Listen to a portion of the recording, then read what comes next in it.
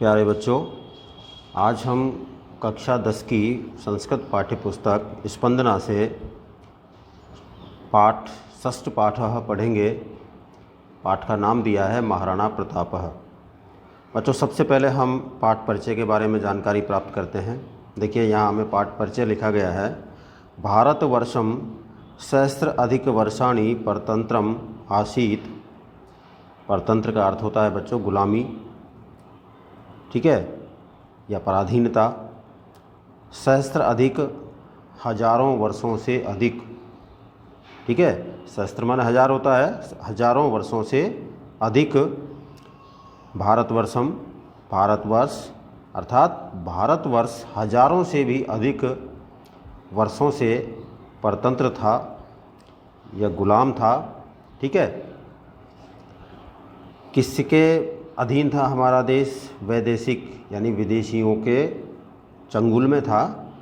वैदेशिक पद दलिते दास्य दूषिते तस्मिन् काले मुगल वंशीयानां शासने प्रायशो राजानः युद्धम विना एव, यहाँ विनेव शब्द आया है, ये संधि विच्छेद होगी इसकी, इसमें संधि युक्त पद है, संधि करेंगे तो इसका संधि हो जाएगा बिना प्लस एव।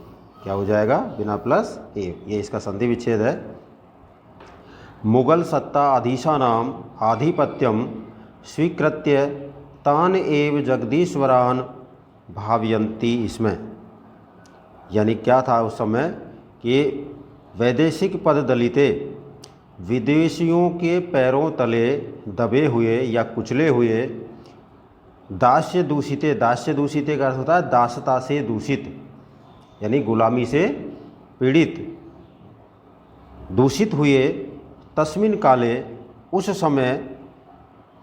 समय में मुगल वंशीयानाम शासने, मुगल वंशियों के शासन में प्रायशो, प्राय राजानः, राजा युद्धम बिना एव, युद्ध किए बिना ही, यानी बिना युद्ध किए हुए ही, मुगल सत्ता अधीशानाम, मुगल सत्ता के अधीश यहाँ पर किसको कहा गया है? जो मुखिया होते थे यानी जो आका होते थे उनके लिए आया है।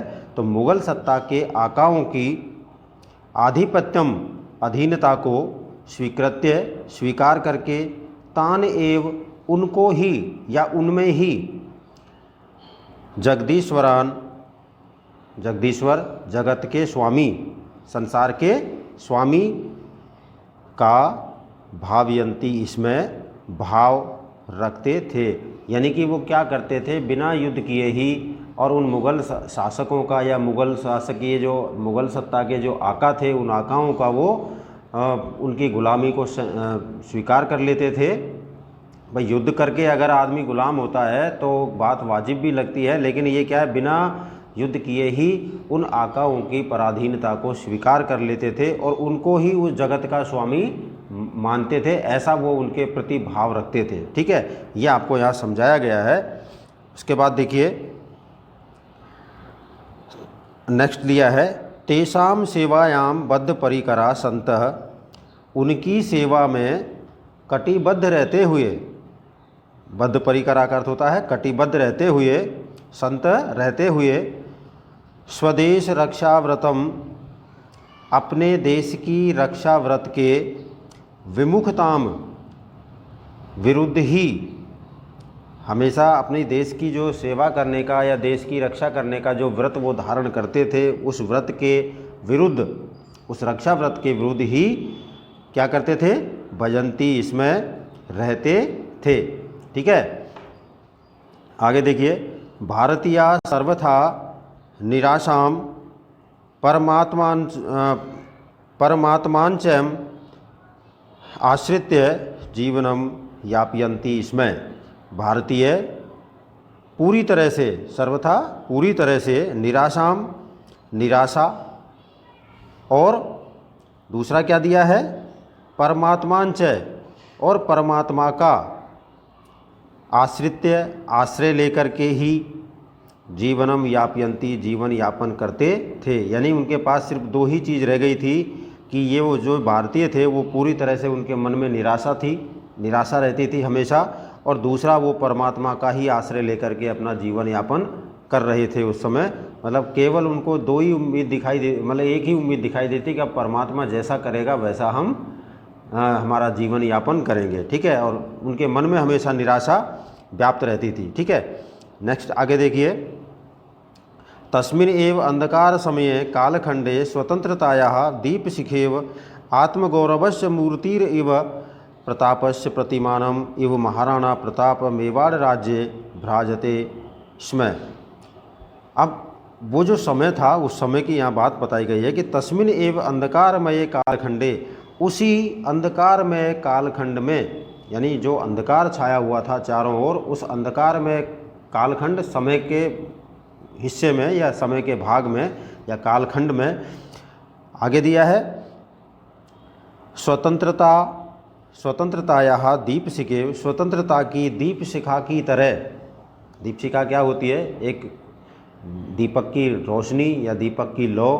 कहीं जैसे इतने बड़े अंधकार में अगर हमें एक जरा सा दीपक की एक हमें उजाला दिखाई देता है, एक जरा सी लौ अगर हमें दिखाई देती है, तो वो हमारे लिए एक बहुत ही जीवन जीने का एक तरीका बन जाता है, ठीक है। इस प्रकार से दीप शिखा की तरह और आत्मगौरवंच और आत्मगौरवस्य मूर्तिरिव, और आत्मगौरव की मूर्ति की तरह, प्रतापस्य प्रतिमानम इव, और प्रताप के प्रतिमान की तरह, महाराणा प्रताप मेवाड़ राज्य भ्राजते, इसमें मेवाड़ राज्य में, मेवाड़ का जो राज्य था उस मेवाड़ के राज्य में चमक रहे थे। भ्राजते इसमें का अर्थ होता है चमक रहे थे, ठीक है। आगे देखिए, प्रताप भारतीय स्वतंत्रता इतिहासे स्वतंत्रताया अप्रतिम योद्धा रूपेण स्मर्यते। प्रताप को, महाराणा प्रताप जो थे, उन महाराणा प्रताप को भारतीय स्वतंत्रता इतिहासे, भारतीय स्वतंत्रता के इतिहास में स्वतंत्रताया अप्रतिम योद्धा रूपेण, स्वतंत्रता के अनुपम योद्धा के रूप में स्मर्यते, स्मरण किया जाता है या उनको स्मरण किए जाते हैं। यानी महाराणा प्रताप भारतीय स्वतंत्रता के इतिहास में स्वतंत्रता के अनुपम योद्धा के रूप में स्मरण किए जाते हैं, याद किए जाते हैं, ठीक है। आगे देखिए, आगे दिया है, स्वीय पंचविंशति वर्षात्मके शासनकाले मुगलैः सह अनेकवारं युद्धं कृतवान। अपने 25 वर्ष के शासनकाल में, कितने वर्ष के शासनकाल में? 25 वर्ष के शासनकाल में मुगलैः सह, मुगलों के साथ, अनेक बार युद्धम कृतवान, युद्ध किया। यानी उन्होंने मुगलों के साथ अपने 25 वर्ष के शासनकाल में अनेक बार युद्ध किया।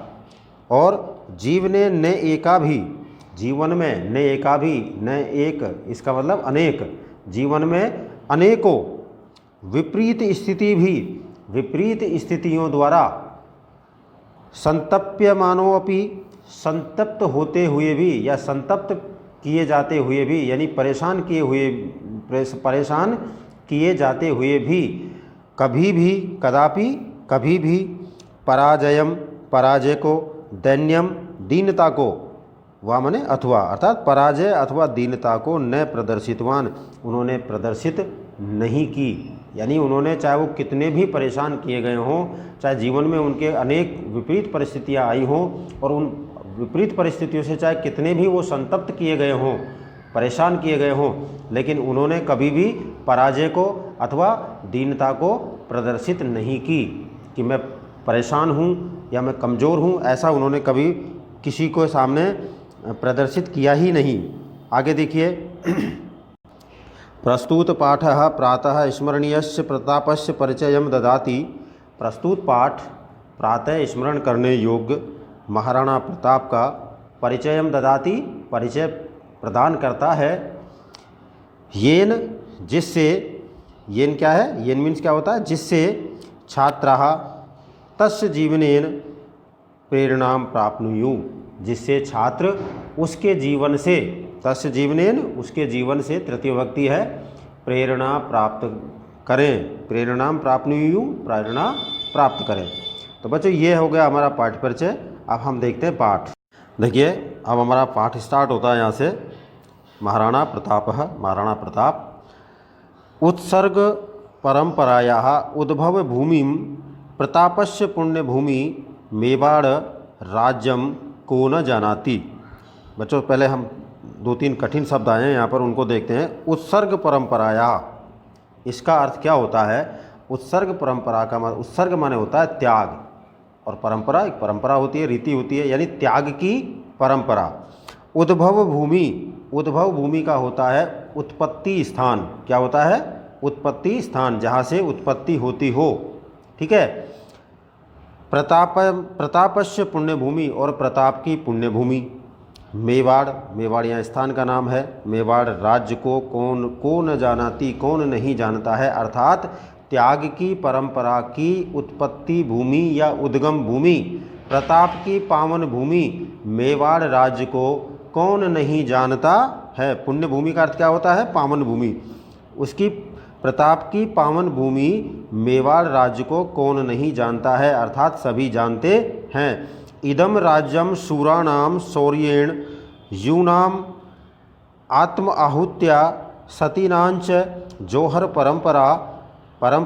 परंपरिया विश्व अस्मिन जगति महतीम प्रसिद्धिम अलभत। सारी जो विशेषता है मेवाड़ की वो आपको इसी पंक्ति में बता दी गई हैं।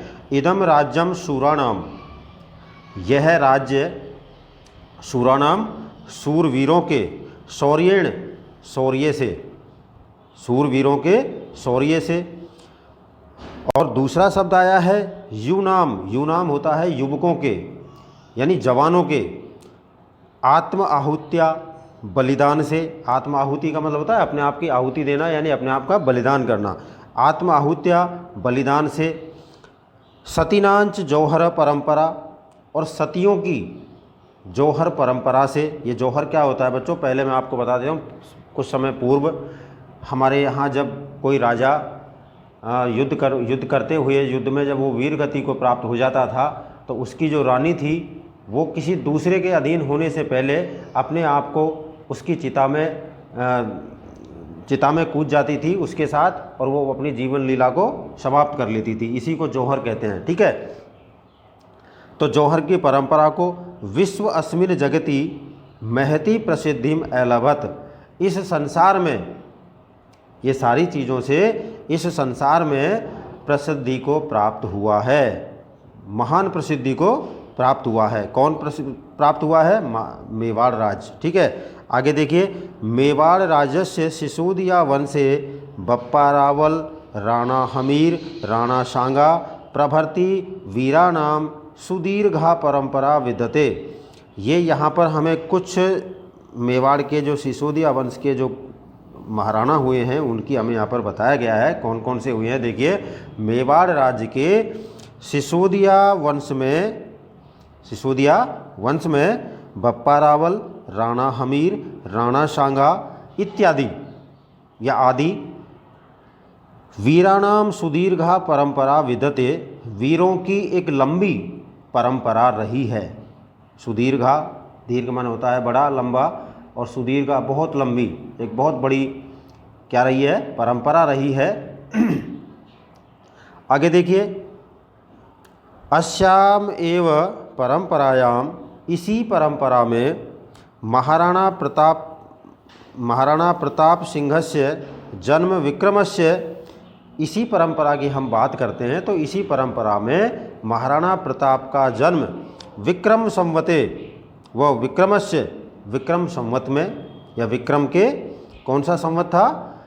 1597 वर्षे, और जैसे ईसवी सन में अगर हम बात करें तो 1540।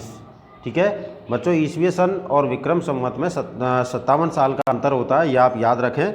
देखिए यहाँ पर 1940 है, वो 1540 है, और जो हमारा विक्रम संवत है वो है 1597। तो आप देख रहे हैं कि टोटल इसमें 57 साल का अंतर है। ठीक है। ज्येष्ठ शुक्ल तृतीयायाम अभवत, ज्येष्ठ मास की शुक्ल पक्ष में तृतीया को हुआ है। ठीक है, हुआ था। समझ गए? अब आपसे कोई पूछे कि महाराणा प्रताप का जन्म कब हुआ, तो आप बताएंगे कि विक्रम के संवत में 1540 97 वर्ष में, और ईस्वी सन में अगर बात करें तो 1540 ईस्वी में उनका जन्म हुआ था। ठीक है, नेक्स्ट आगे देखिए। प्रतापः बालकालात् एव वीर योद्धा कुशल सेनानी धीर नायकश्च स आसीत्। प्रताप बचपन से ही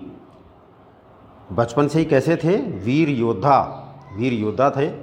कुशल सेनानी, यहाँ सेनानी का मतलब होता है सेनापति। क्या होता है? सेनापति, यानी कुशल सेनापति। और धीर नायकश्च, और धीर नायक थे, अर्थात धैर्यवान नायक थे। आगे देखिए। पितुः उदय सिंहस्य अनंतरम, पिता उदय सिंह के बाद या पश्चात प्रताप महाराणा पदवीं प्राप्य, प्रताप महाराणा की पदवी को प्राप्त करके या महाराणा के पद को प्राप्त करके स्ववयसः, अपनी आयु के 32वें वर्ष में मेवाड़ राज्य सिंहासनम आरूढ़वान, मेवाड़ राज्य के सिंहासन पर आरूढ़ हुए, अर्थात बैठे मेवाड़ के। अब आपसे पूछा जाए कि महाराणा प्रताप का कितने वर्ष की उम्र में उनका राज्याभिषेक हुआ, तो आपका उत्तर होगा इसमें 32 वर्ष की आयु में। ठीक है, आगे देखिए। तस्य राज्याभिषेकः गोगुंदा ग्रामे अभवत्, उनका राज्याभिषेक गोगुंदा गांव में हुआ। कौन से गांव में हुआ? गोगुंदा गांव में हुआ। ये आपको याद रखना है, ये महत्वपूर्ण प्रश्न है, कई बार पूछा जाता है इसको। ठीक है, आगे देखिए। आगे दिया है तस्मिन् काले उत्तर भारते मुगल वंशीयानां शासकानां शासनम आसीत्। तस्मिन् काले, उस समय में उत्तर भारत में मुगल वंशियों के शासकों का शासनम आसीत्, शासन था। राजा ने है तत्सेवाम एव स्वकर्तव्यम मन्यमाना, राजा उसकी सेवा को ही, जो राजा लोग होते थे उस समय हमारे राजस्थान के, हमारे देश के, वो राजा क्या करते थे? सभी राजा तत्सेवाम एव, उनकी सेवा में ही या उनकी सेवा में ही स्वकर्तव्यम मन्यमाना, अपने कर्तव्य को मानते थे, या वो यही कहते थे कि भाई हमारा कर्तव्य सिर्फ एक ही है कि इन मुग़ल शासकों की हम सेवा करें। उनका केवल क्या काम था? उनकी सेवा करना ही वो अपना कर्तव्य मानते थे। ठीक है, और आगे देखिए।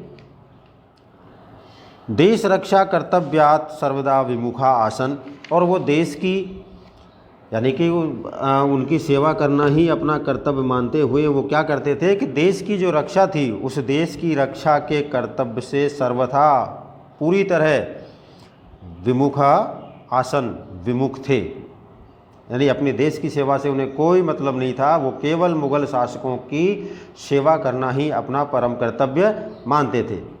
ठीक है, ऐसा आपको शुरू में पाठ परिचय में भी बताया गया है कि वो उनके मन में निराशा होती थी, और निराशा के साथ वो यही कहते थे कि बस हम तो अब परमात्मा के सहारे, परमात्मा के आश्रय पर ही जीवित हैं और अपना जीवन जी रहे हैं। ठीक है, नेक्स्ट आगे देखिए। मुग़ल शासकस्य सहायं विधाय आत्मगौरवं मन्यते स्म, मुग़ल शासकों की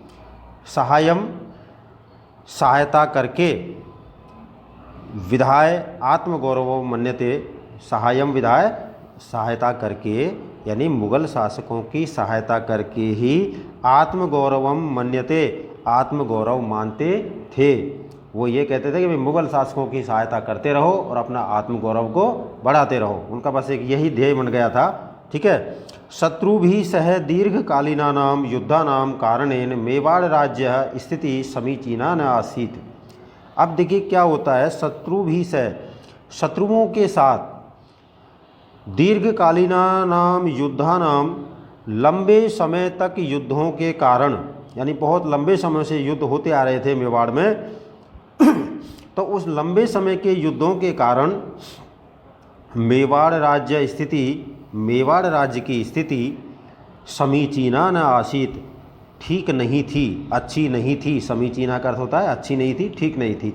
यद्यपि प्रतापस्य पिता महाराणा उदय सिंह प्रतापी राजा आसीत।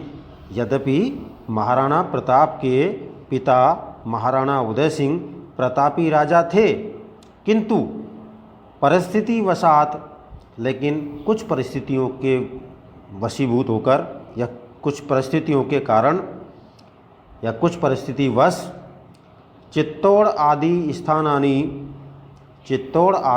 स्थान आक्रांति भी अधिग्रहितानि,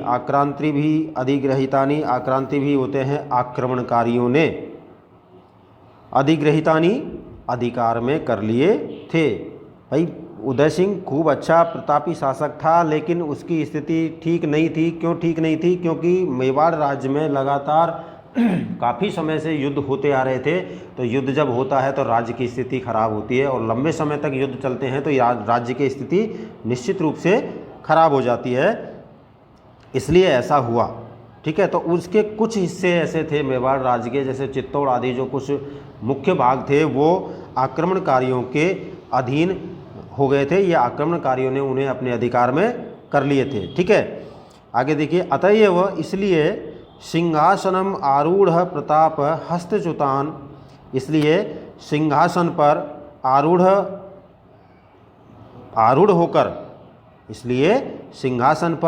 होकर प्रताप ने हस्तच्युतान प्रमुख दुर्गान प्राप्तुम चिंतनम आरेभे, हाथ से निकले गए हुए, हस्तच्युतान का अर्थ होता है हाथ से निकले हुए। कौन कौन से जो राज्य निकल गए थे? प्रमुख दुर्गों को, दुर्ग होते हैं किले, प्रमुख दुर्गों को प्राप्त करने का चिंतनम आरेभे, चिंतन आरंभ किया, यानी उनके बारे में उसने सोचना प्रारंभ कर दिया कि हमारे हाथ से जो प्रमुख हमारे किले निकल गए हैं, जैसे चित्तौड़ निकल गया, ठीक है, इस प्रकार के जो हमारे प्रमुख किले जो हमारे हाथ से निकल गए हैं उनको प्राप्त करने के लिए उसने सोचना प्रारंभ कर दिया, चिंतन करना प्रारंभ कर दिया। ठीक है बच्चों, आगे देखिए। प्रथमम से स्वस्वामी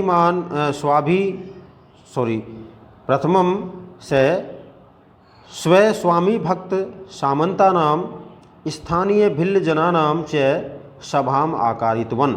सबसे पहले उसने क्या किया? ये सारी बात होने से पहले उसने अब क्या किया है कि सबसे पहले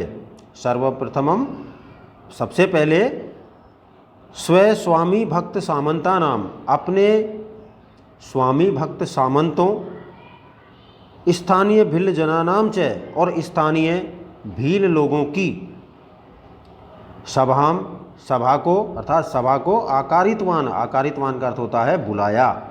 उसने सबसे पहले क्या किया? जैसे ही वो सिंहासन पर आरूढ़ हुए, सिंहासन पर बैठते ही उन्होंने सबसे पहले तो क्या सोचा कि मेरे हाथ से या हमारे राज्य के मेवाड़ के हाथ से जो प्रमुख किले जो हमारे निकल गए हैं, जो विदेशियों के अधिकार में हो गए हैं, सबसे पहले उसने उनको प्राप्त करने के बारे में सोचना प्रारंभ किया। और सोचने प्रारंभ करने के तुरंत बाद उसने सबसे पहले वहाँ के जो प्रमुख सामंत थे, जो अपने विश्वास पात्र थे और बहुत ही कैसे थे, प्रिय थे, उन स्वामी भक्त सामंतों और स्थानीय भील लोगों का उन्होंने भील लोगों को सभा में बुलाया। ठीक है, आगे देखिए। तत्र एव स प्रतिज्ञाम कृतवान, और वहाँ पर ही उसने प्रतिज्ञा की। क्या प्रतिज्ञा की? ये आपको पढ़ाता हूँ अगले पेज पर। देखिए बच्चों, कौन सी प्रतिज्ञा की? वही जो उसने प्रतिज्ञा की, उस प्रतिज्ञा को यहाँ पर दिखाया गया है, बोल्ड करके अक्षरों में दिखाया गया है बच्चों, ये आप ध्यान रखना और इससे आपको एक सीख मिलेगी। देखिए क्या कहा उन्होंने, यावत अहम हस्तच्युतान स्वराज्य भागान पुनः न प्राप्स्यामि तावत स्वर्ण पात्रेषु भोजनम न करिष्यामि राजप्रासादे वासम न करिष्यामि मृदुतल्ये च शयनम न करिष्यामि। यानी उन्होंने इतनी कठोर प्रतिज्ञा की उस समय कि यावत, जब तक, अहम माने मैं, हस्तच्युतान हाथ से निकले हुए, यानी अपने अधिकार से निकले हुए, स्वराज्य भागान, अपने राज्य के भागों को, पुनः न प्राप्स्यामि, फिर से प्राप्त नहीं कर लूँगा, तावत, तब तक, स्वर्ण पात्रेषु भोजनम न करिष्यामि, सोने के पात्रों में भोजन नहीं करूँगा। और पात्र क्या होते हैं बच्चों? थाल, थालियाँ, यानी सोने की थाली में भोजन नहीं करूँगा। राजप्रासादे वासम न करिष्यामि, और राजमहल में निवास नहीं करूँगा। तो आपने सुना भी होगा कि महाराणा प्रताप जंगल में भटकते रहे, घास की रोटियां खाते रहे, लेकिन उन्होंने ना तो स्वर्ण थाली में भोजन किया, सोने की थाली में भोजन किया, और ना ही वो राजमहल में जब तक उन्होंने अपने हाथ से निकले हुए राज्य के भागों को प्राप्त नहीं कर लिया तब तक उन्होंने सोने के थालों में भोजन नहीं किया। और क्या नहीं किया? राजप्रसाद में शयन नहीं किया, यानी निवास नहीं किया। और मृदुतल्ले जो तीसरा शब्द आया है उसका मतलब होता है सुकोमल सैया जो होती है, जिस पर वो शयन करते हैं राजा महाराजा, ऐसी किसी सैया पर, ऐसे किसी बिस्तर पर मैं सोऊंगा नहीं, यानी शयन नहीं करूंगा। इस प्रकार की उन्होंने ली थी। तो आगे देखिए, राजप्रासादे वासम न करिष्यामि, राजप्रसाद में निवास नहीं करूंगा। और क्या नहीं करूंगा?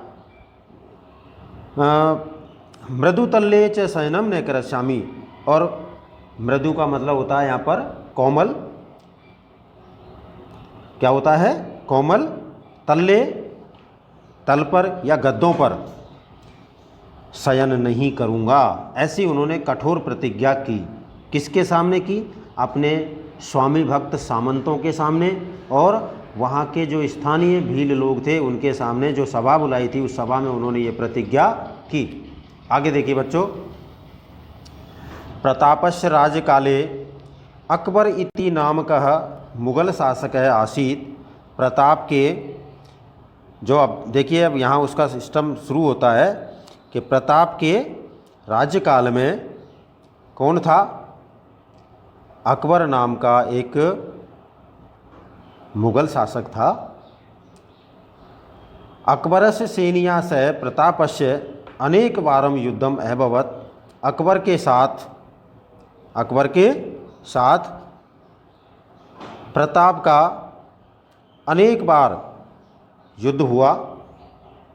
मुख्य युद्धम, जो मुख्य युद्ध हुआ था वो हल्दी घाटी स्थाने अभवत्। मुख्य युद्ध कहाँ हुआ? हल्दी घाटी के स्थान पर हुआ था।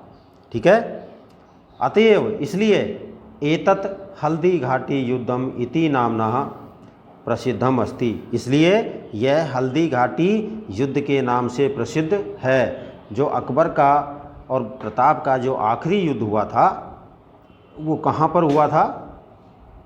हल्दी घाटी के मैदान में हुआ था, इसलिए उसको हल्दी घाटी का युद्ध कहते हैं। ठीक है, आगे देखिए, अस्मिन् युद्धे प्रतापः चेतक इति नामकम अश्वम आरूह बहुशौर्यम प्रदर्शितवान।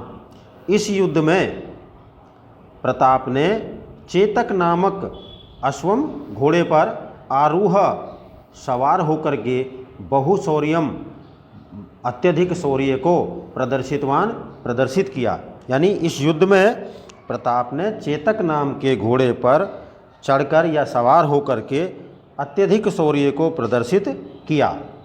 आगे देखिए, प्रतापस्य सेना पर्वतीय युद्धेषु कुशला आसीत्। प्रताप की सेना पर्वतीय युद्धों में कुशल थी। क्यों थी कुशल? क्योंकि भील लोग थे उसकी सेना में, और भील पर्वतीय क्षेत्रों के ही निवास करने वाले थे, और उनको पर्वतीय क्षेत्रों में किस प्रकार से घूमना होता है, किस प्रकार से चलना होता है, वो उस चीज़ में बहुत ज़्यादा कुशल थे, इसलिए उसकी सेना बहुत कुशल थी। ठीक है, पर्वतीय क्षेत्रों में युद्ध करने वाली सेना थी। ठीक है, अतएव मुगल सेनाया अति क्षति जाता, इसलिए मुगल सेना को अत्यधिक हानि हुई, क्योंकि मुगल इतने पर्वतीय क्षेत्रों में रहने वाले नहीं थे, इसलिए मुगल सेना को इसमें बहुत ज़्यादा हानि हुई। मुगल सेना स्थानीय जनानाम विरोध कारणेन परावर्तिता। मुगल सेना स्थानीय लोगों के विरोध के कारण परावर्तिता, लौट गई। ठीक है, अस्मिन् युद्धे प्रतापस्य राज्ये अपि जनक्षति धन क्षति संजाता। इस युद्ध में प्रताप के राज्य में भी, राज्य अपि, राज्य में भी जन क्षति और धन क्षतिश्च, जन और धन की क्षति माने होता है हानि, संजाता हुई, यानी कि इस युद्ध में, अब युद्ध होता है तो दोनों को ही नुकसान होता है, जन का भी नुकसान होता है, यानी लोग भी मारे जाते हैं, सेना भी मारी जाती है और धन का भी नुकसान होता है। तो इस युद्ध में प्रताप के राज्य में भी जन और धन की हानि हुई। ठीक है, आगे देखिए, तस्य सेना अपि धन अभावे विघटिता, उसकी सेना भी धन के अभाव में विघटित हो गई, यानी कि धन कम था, धन की पूर्ति नहीं हो पा रही थी, सैनिकों को पूरी तरह से वेतन नहीं मिल पा रहा था, कपड़ा भोजन आदि की व्यवस्था में प्रॉब्लम हो रही थी, इसलिए यहाँ कहा गया है विघटिता का मतलब होता है विघटन होना या बिखर जाना, इसलिए उसकी सेना भी धन के अभाव में बिखर गई। परम, लेकिन प्रतापः कदापि पराजयम न स्वीकृतवान, लेकिन प्रताप ने कभी भी पराजय को स्वीकार नहीं की। अरण्य गुहा प्रदेशेषु, अरण्य माने होता है वन, ठीक है, यानी जंगल, गुहा प्रदेशेषु गुफाओं में, उषित्वा निवास करके, स्व संकल्प सिद्धये, अपने संकल्प की सिद्धि के लिए, सैन्य संग्रहणम उपाक्रमतः। अब देखिए क्या हुआ, उसने राजप्रसाद में रहने की तो प्रतिज्ञा कर ही रखी थी कि नहीं रहूँगा मैं, उसमें प्रतिज्ञा कर रखी थी, तो इसलिए क्या हुआ, लेकिन उस समय एक बहुत बड़ी समस्या उसके सामने आई कि प्रताप जो है वो अरण्य गुहा प्रदेशेषु, यानी जंगल और गुफाओं में उषित्वा निवास करके, स्व संकल्प सिद्धि, अपने संकल्प की सिद्धि के लिए, सैन्य संग्रहणम उपाक्रमत, सेना का उसने संग्रह किया, उपाकृतम संग्रह, वो उपाकृतम का मतलब है किया, ठीक है, संग्रह किया, और सैन्य संग्रहणम तत्प्रशिक्षणम च बहुवित्त साध्यम कार्यम। अब आगे क्या हुआ देखिए, सेना का संग्रह करना और उसको प्रशिक्षित करना, सैन्य संग्रहणम तत्प्रशिक्षणम च, और उसको प्रशिक्षित करना, बहुवित्त साध्यम कार्य, अत्यधिक धन से सिद्ध होने वाला कार्य था, यानी बहुवित्त साध्यम कार्यम, अत्यधिक धन से सिद्ध होने वाला कार्य था। अब क्या हुआ, उसकी सेना में विघटन हो गया, सेना बिखर गई, धन की कमी हो गई और धन उसके पास था नहीं। अब वो अगर और ज़्यादा सेना का संग्रह करता है तो, और सेना का संग्रह करने के बाद अगर उसको प्रशिक्षण देता है तो इस कार्य के लिए उसे बहुत अधिक धन की आवश्यकता थी, तो धन की उसके सामने बड़ी समस्या पैदा हो गई। महता दारिद्र्येण परितप्यमानस्य प्रतापस्य इदम एव बहुचिंता कारणम आसीत। अब देखिए क्या होता है, ये सारी समस्या जो है उसके सामने अब आ चुकी है, इसलिए महता दारिद्र्येण, यानी महान दरिद्रता से, परितप्यमानस्य, संतप्त हुए या परेशान हुए, प्रतापस्य, प्रताप का, इदम एव बहु चिंता कारणम आसीत, ये चिंता का बहुत बड़ा कारण हो गया। क्या हो गया चिंता का कारण, यानी कि जो महान दरिद्रता है, बहुत बड़ी जो गरीबी है, उस महान दरिद्रता से संतप्त होते हुए प्रताप का यह चिंता का बहुत बड़ा कारण हो गया। अब वो ये चिंता करने लगा कि अब मैं सेना का गठन कैसे करूं, सेना को किस प्रकार से मैं प्रशिक्षण दूं, क्योंकि मेरे सामने तो धन की बहुत बड़ी समस्या हो गई और सेना का संगठन करना, उसका प्रशिक्षण देना, ये बहुत बड़े धन से ही कार्य सिद्ध हो सकता है और धन उसके पास था नहीं। ऐसी स्थिति में उसके लिए बहुत बड़ा चिंता का कारण बन गया। आगे देखिए, प्रतापस्य चिंताम विभाव्य, प्रताप की चिंता को विभाव्य देख करके या समझ करके,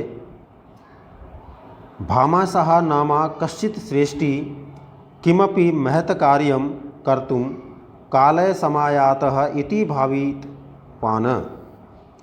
अब इस समस्या को देख करके, समझ करके भामाशाह नाम के किसी व्यक्ति ने, यानी कोई सेठ था, भामाशाह नाम है कश्चित श्रेष्ठी, भामाशाह नाम के सेठ ने क्या किया, कश्चित श्रेष्ठी किसी सेठ ने किमपि महत कार्यम कर्तुम, कुछ महान कार्य करने का काल है, समय समायात है, समय आ गया है।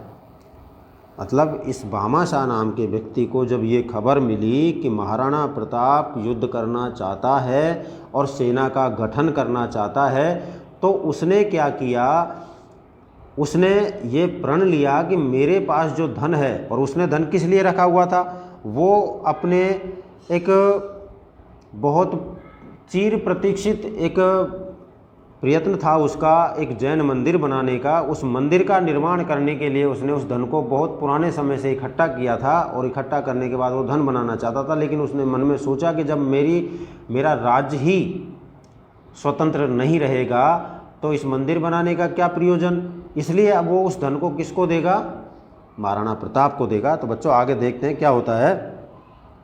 देखिए, तो उसने कहा कि महत् कार्यम कर्तुम कालः समायात है इति भावितवान, कि महत्वपूर्ण कार्य करने का समय आ गया है, इति भावितवान, ऐसा विचार किया, ऐसा उसने विचार किया।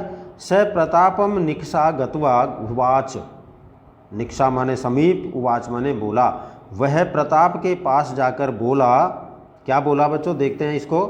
प्रभो, कि हे स्वामी, अहम भवद्वंशस्य सेवकः, मैं तुम्हारे वंश का सेवक हूँ। कौन सा वंश, सिसोदिया वंश। मैं तुम्हारे वंश का सेवक हूँ। मम हस्ते प्रभुतम धनम विदते, मेरे हाथ में या मेरे पास बहुत सा धन है। तेन भवान 25 सहस्त्र सैनिकान 12 वर्ष पर्यंतम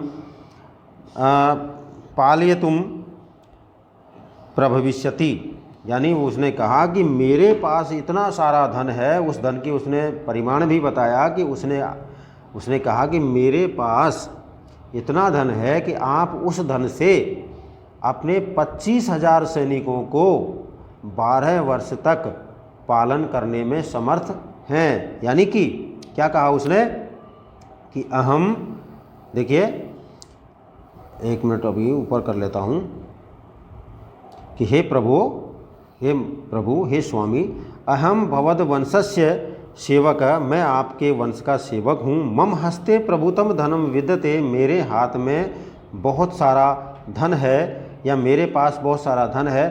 तेन भवान, उससे आप 25 सहस्त्र सैनिकान, यानी कि 25,000 सैनिकों को 12 वर्ष पर्यंतम 12 वर्ष तक पालयितुम प्रभविष्यति, उसका पालन करने में समर्थ हों। यानी मैं आपको इतना धन दे सकता हूं कि आप अपने 25,000 सैनिकों को 12 वर्ष तक पालन कर सकते हो, उनको पालने में समर्थ हो सकते हो। प्रताप, अब देखिए आगे क्या होता है। तदा प्रताप उवाच, उसके बाद प्रताप बोला, क्या बोला, अहम न एतत् धनम स्वीकर्तुं शक्नोमि, मैं यह धन स्वीकार नहीं कर सकता। एतत् धनम भवता अर्जितम अस्ति, यह धन आपका अर्जित किया हुआ है या आपके द्वारा कमाया हुआ है, ऐसा उसने भामाशाह को कहा। तदा भामाशाह प्रावोचत, उसके बाद भामाशाह बोला, न एतद् धनम परकीयम, यह धन पराया नहीं है। देश रक्षार्थम मया अर्जितम इदम, देश की रक्षा के लिए मेरे द्वारा इसे अर्जित किया है या अर्जित किया हुआ। धनम, धन, यदि सहायक भवेत, यदि देश की सहायता में या देश की रक्षा के लिए सहायक हो, तरही, तो मम जीवनम सार्थकम भविष्यति, तो मेरा जीवन सार्थक होगा। बच्चों दोबारा देखते हैं हम इसको। भामाशाह ने, जब भामाशाह से प्रताप ने मना किया कि मुझे ये धन नहीं चाहिए, ये धन तो आपके द्वारा कमाया हुआ है, तब भामाशाह ने उसे क्या जवाब दिया? तदा भामाशाह प्रावोचत, तब भामाशाह बोला, और क्या बोला भामाशाह? देखिए, न एतद धनम परकीयम, यानी कि यह धन पराया नहीं है, देश रक्षार्थम मया अर्जितम इदम धनम यदि सहायकम भवेत, यदि देश रक्षा के लिए मेरे द्वारा अर्जित किया हुआ यह धन सहायक हो तो तर्हि तो मम जीवनम सार्थकम भविष्यति, तो ही मेरा जीवन सार्थक, या तो मेरा जीवन सार्थक हो जाएगा। अगर इस प्रकार से ये धन काम आए तो मेरा जीवन सार्थक हो जाएगा। ठीक है, ऐसा उसने कहा। भामाशाहस्य वचनम श्रुत्वा प्रतापस्य मनः असीम सांत्वनाम आप्तवान। अब भामाशाह के वचन सुनकर, भामाशाह ने जो कहा वो उसको सुन करके प्रताप का मन, प्रतापस्य मनः, प्रताप का मन, असीम सांत्वनाम, असीम का मतलब होता है जिसकी कोई सीमा ना हो, असीम सांत्वना को प्राप्त हुआ, आप्तवान प्राप्त हुआ, यानी उसके मन में इतनी असीम सांत्वना प्राप्त हुई कि ठीक है, अब मेरा सारा संकट समाप्त हो गया। 25,000 सैनिकों को अगर 12 वर्ष तक का वेतन दिया जाए, उसका पालन किया जा सके, इतना धन अगर किसी को मिलता है तो उसके मन को असीम सांत्वना मिलती है, इसमें कोई संशय नहीं है। आगे देखिए, अब आगे क्या होता है बच्चों, आगे देखते हैं। यानी वो अब उस धन को स्वीकार कर लेगा। आगे देखें, तेन पुनः सैन्य शक्ति संग्रह कार्यम आरब्धम। अब क्या करता है वो? तेन माने उससे किससे, या तेन माने उसके द्वारा, या किसके द्वारा? प्रताप के द्वारा। तेन पुनः सैन्य शक्ति संग्रह कार्यम आरब्धम, उसके द्वारा या उसने या प्रताप ने फिर से सैन्य शक्ति के संग्रह का कार्य आरंभ किया, यानी सैन्य शक्ति, उसने अपनी सेना की शक्ति को बढ़ाना प्रारंभ किया। और आगे देखिए, महासैन्यम च रचयमासः, और महान सेना की उसने क्या कर ली? रचना कर ली। यानी महान सेना का उसने उसके सामने इतनी बड़ी सेना खड़ी कर दी, उसने महान सेना की रचना उसने की।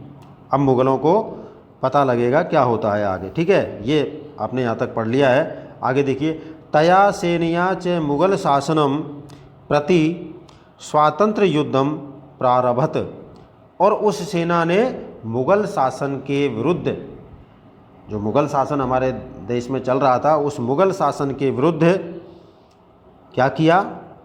स्वातंत्र युद्धम प्रारभत, स्वतंत्रता का युद्ध आरंभ किया।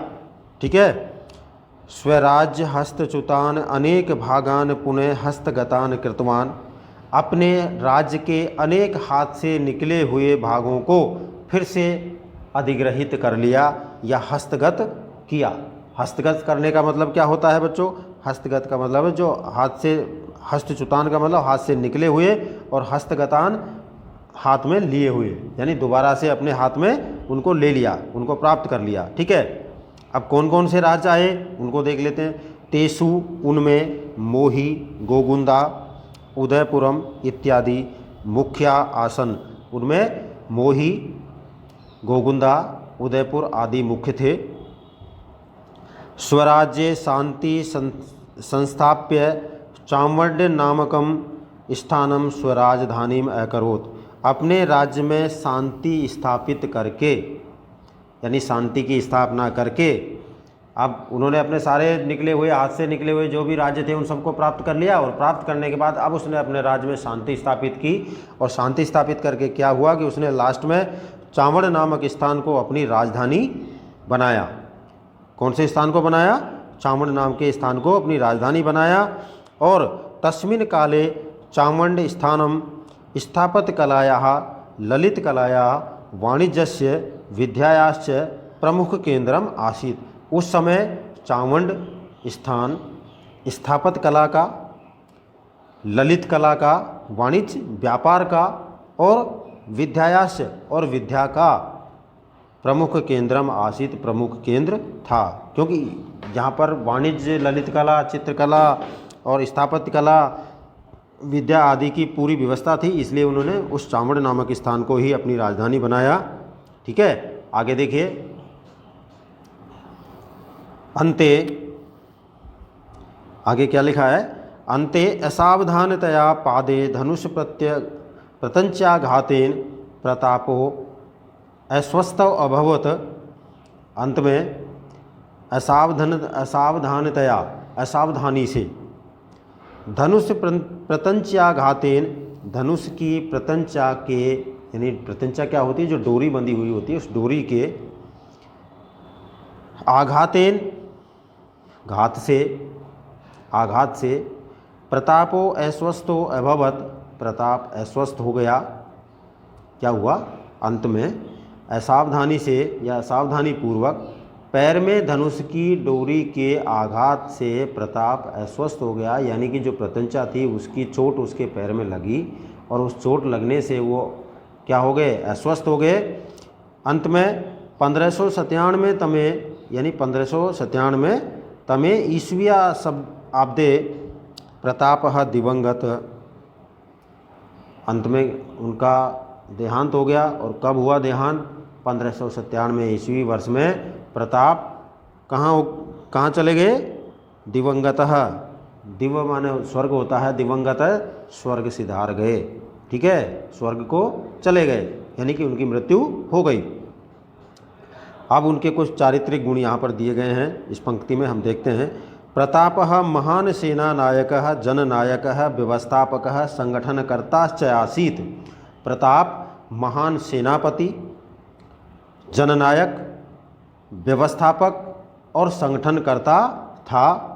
भारतवासिनः अधुना अपि तस्य स्वातंत्र्यप्रेमिणः शौर्यगाथां गायन्ति। भारतवासी आज भी, अधुना अपि आज भी, तस्य स्वतंत्र प्रेमिणः, उस स्वतंत्रता प्रेमी की शौर्य गाथा को गायन्ति, गाते हैं। यानी आज भी हमारे भारत देश में उस स्वतंत्रता प्रेमी के, कौन स्वतंत्रता प्रेमी की बात की जा रही है, महाराणा प्रताप की, उस स्वतंत्रता प्रेमी महाराणा प्रताप की शौर्य गाथा को आज भी गाते हैं। बहुत से लोग तो, बच्चों में आपको बताना चाहता हूँ, उन्हें ईश्वर का दर्जा देते हैं, इसलिए उनको हम प्रातः स्मरणीय भी कहते हैं। जिस प्रकार हम प्रातःकाल स्मरण करते हैं ईश्वर का, उसी प्रकार से जो स्वतंत्रता प्रेमी लोग हैं वो आज भी उस व्यक्ति का प्रातःकाल स्मरण करते हैं।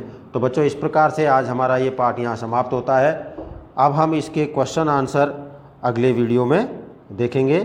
ठीक है, आप इसे पढ़ लें, ढंग से पढ़ें, कठिन शब्दों को देखें। आप अपनी पाठ्य पुस्तक से पहले कठिन शब्दों को देखें, कठिन शब्दों को देख करके एक एक शब्द को बारीकी से ध्यान दे करके आप पढ़ेंगे, इसको आपको निश्चित रूप से ये समझ में आएगा, ऐसी मैं उम्मीद करता हूँ। बहुत बहुत धन्यवाद।